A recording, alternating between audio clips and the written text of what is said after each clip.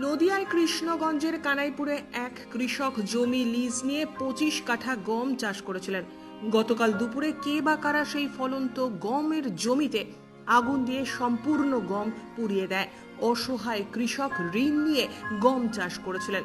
এদিন দিনমজুর কৃষক ভেবে উঠতে পারছেন না কিভাবে তিনি দেনা শোধ করবেন। সম্পূর্ণ ঘটনা কৃষ্ণগঞ্জ থানায় লিখিতভাবে জানিয়েছেন তিনি সরকারের কাছে আবেদন করেছেন, যদি তাকে ক্ষতিপূরণ দেওয়া হয় তবে তার উপকার হবে, অন্যথায় তার মৃত্যু ছাড়া আর কোনো গতি নেই। আমার গমটাকে বুড়িয়ে দিয়ে আমি কাউকে ধরতে পারিনি। এখন দাঁত দিনা করে চাষ করেছি। এখন আমি প্রশাসনের কাছে কালকে থানায় গিয়েছিলাম, থানায় গিয়ে ডায়েরি করেছি। তো থানাওয়ালা বললো যে তুমি বাড়ি থাকো, আমি আসবা না। আমার ফোন নাম্বার নিলে এখনো থানা পর্যন্ত আসেনি। তা আমি থানার কাছে আবেদন করছি, যদি আমার কিছু ক্ষতিপূরণ দেয় তাহলে তো ছেলেকে নিয়ে বাঁচবো, তা নাহলে আমার বাসা পরিবেশ নেই। খুব দুরবস্থার মধ্যে আছি। এমনি আমি রোগাগ্রস্ত লোক, কাজ করলে খাই, না করলে খাইতে পারি না। খুব সমস্যার ভিতর থাকি আমি। এই জমিটা কি আপনার নিজের জমি? না স্যার, আমার ভাগের জন্য, ভাগের সরকার। আপনার নাম? আমার নাম সুখী বিশ্বাস। আপনি কি চাচ্ছেন? আমি যাচ্ছি সরকারের কাছে, যাচ্ছি প্রশাসনের কাছে, যাচ্ছি যাতে আমার এই ক্ষতিপূরণটা তিনি দেয়, তাহলে আমি বাচ্চা কাচার বেঁচে থাকতে পারবো। তা নাহলে আমি তো লোন করে করছি। আর যে আমার এই ক্ষতিটা করেছে, আমি সরকারের কাছে আবেদন করি, থানার কাছে আবেদন করি যাতে এই আমার এই ক্ষতিপূরণটা সে খুঁজে দেখে। আর এই যে এই সাজা করেছে তার জন্য কোনো সাজা হয়, যে অন্যায় করেছে তার জন্য কোনো শাস্তি দেয় সরকার। স্থানীয়রা এই কৃষকের দুর্দশার কথা স্বীকার করেছেন। স্থানীয় কৃষকদেরও দাবি, অবিলম্বে পুলিশ প্রশাসন তদন্ত করে এই অন্যায় কাজ যে করেছে তার বিরুদ্ধে উপযুক্ত ব্যবস্থা গ্রহণ করুক। চলো, আমিও মাঠের চাষি। আর এই যে ডোঙাহাটা কানাইপুরের সুকেশ বিশ্বাস, ইনু এই মাঠের একজন চাষি।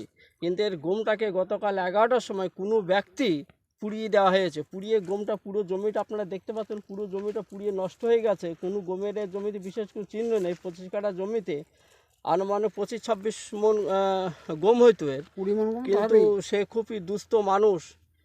যে গমটা পুড়িয়ে দিয়েছে, এই গমের সম্পূর্ণ ক্ষতিপূরণ সরকার যাতে দেয়, ও পরিবার নিয়ে এবং ছেলেপিলি নিয়ে যাতে বসবাস করতে পারে, পুনরায় চাষ করতে পারে। আর যদি ক্ষতিপূরণে, গম পূরণের ক্ষতিপূরণে ছেলেটা না পায়, অনাথায় ওর মৃত্যু ছাড়া পরিবারে কোনো অবস্থা নেই ওর, কেন খুবই দরিদ্র, ধার দিয়ে না করে চাষবাস করেছে। আর এই যে গমটা যে ছেলেটা পুড়িয়েছে, যে চাষি পুড়িয়েছে, পার্শ্ববর্তী এলাকায় দেখা যাচ্ছে, আনুমানিক শোনা যাচ্ছে এলাকারই ছেলে।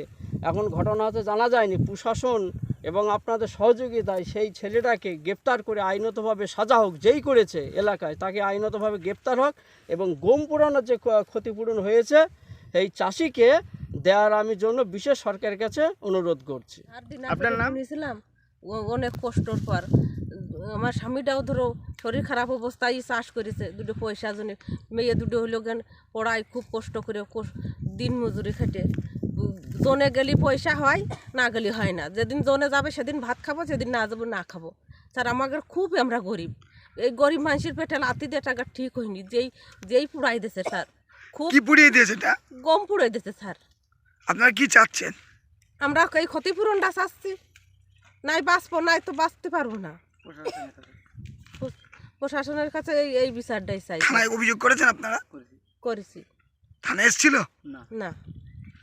ব্যুরো রিপোর্ট, উত্তরের প্রহরী।